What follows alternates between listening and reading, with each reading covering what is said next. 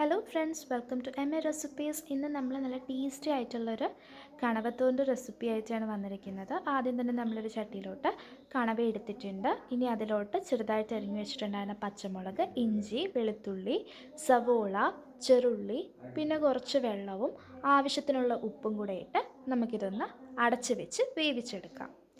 ഈ ഒരു സമയം കൊണ്ട് നിങ്ങൾ എൻ്റെ ചാനൽ ഫസ്റ്റ് ടൈം കാണുകയാണെങ്കിൽ സബ്സ്ക്രൈബ് ചെയ്ത് സപ്പോർട്ട് ചെയ്യുക. കൂടെ തന്നെ ആ ബെൽ ബട്ടണും കൂടെ പ്രസ് ചെയ്തിട്ടുണ്ടെങ്കിൽ ഞാനിടുന്ന വീഡിയോസ് നിങ്ങൾക്ക് കൃത്യമായിട്ട് തന്നെ കിട്ടും. അപ്പം ഈ ഒരു കളറാവും, നന്നായിട്ട് വെന്ത് വരുമ്പോൾ ഈ ഒരു കളറാകും. ഈ ഒരു സമയം കൊണ്ട് നമ്മൾ കുറച്ച് നാളികേരത്തിൽ ആവശ്യത്തിന് മഞ്ഞൾപ്പൊടി, മുളക് പൊടി, അതുപോലെ തന്നെ കുറച്ച് ചെറിയ ജീരകവും കൂടെ ഇട്ട് നന്നായിട്ട് മിക്സ് ചെയ്തെടുക്കുക. ഇനി ഈ ഒരു സമയം കൊണ്ട് നമ്മൾ നേരത്തെ അടുപ്പിൽ വെച്ചിട്ടുണ്ടായിരുന്ന ആ ഒരു കണവ നന്നായിട്ട് വെന്ത് വന്നിട്ടുണ്ടാകും. അപ്പം ഈ ഒരു കളറാവുമ്പം വെള്ളമൊക്കെ ചെറുതായിട്ട് വറ്റിയിട്ടുണ്ട്. അപ്പം നമ്മൾ ആ തേങ്ങയുടെ മിക്സും കൂടെ ഇട്ട് ഒന്നടച്ച് വെച്ച് കുറച്ച് സമയം കൂടെ ഒന്ന് വേവിക്കാം. ഇടയ്ക്കൊന്ന് തുറന്ന് നോക്കുമ്പം വെള്ളമൊക്കെ നന്നായിട്ട് വറ്റി വരുവാണെങ്കിൽ നമ്മളിതെല്ലാം കൂടെ ഒന്ന് മിക്സ് ചെയ്ത് കൊടുക്കാം. കുറച്ച് ഓയിലും കൂടെ ഒഴിച്ച് മിക്സ് ചെയ്യാം.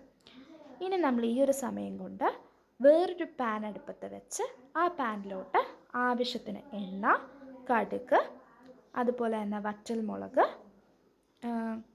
അതുപോലെ തന്നെ നമ്മുടെ കറിവേപ്പില എല്ലാം കൂടെ ഇട്ട് ഒന്ന് മൂപ്പിച്ചെടുക്കുക.